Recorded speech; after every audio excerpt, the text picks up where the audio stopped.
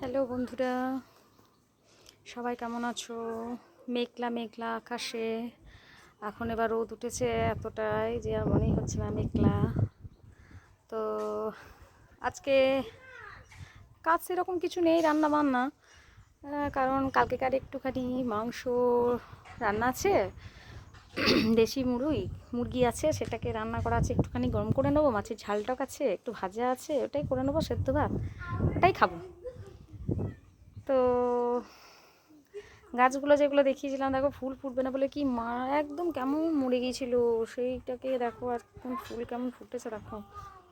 কি ভালো লাগছে আমার যে যে গাছগুলো বাঁচার কোনো মানে ইয়েই ছিল না, সেগুলো আজ কত কুঁড়ি কত ফুল এসেছে দেখো। আমি এটা এক ধরনের চন্দ্রমল্লিকা, 3-4 রকমের চন্দ্রমল্লিকা আছে আমার কাছে।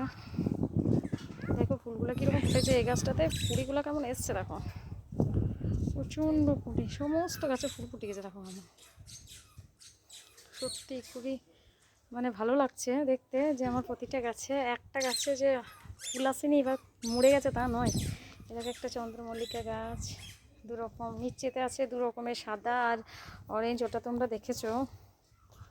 আর 4 রকমের চন্দ্রমল্লিকা মোটামুটি। আজকে ছেলেগুলা কি সুন্দর ব্যাডমিন্টন খেলা খেলছে,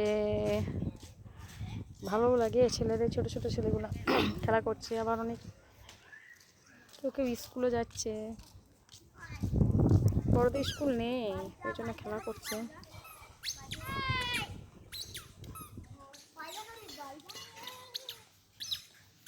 আমার বাড়িটা দেখো সুন্দর, কেমন এক গাছ ফুল এসেছে। এবার তো মাঘ মাস, সরস্বতী পুজো, ফুল দেখো কত ফুল।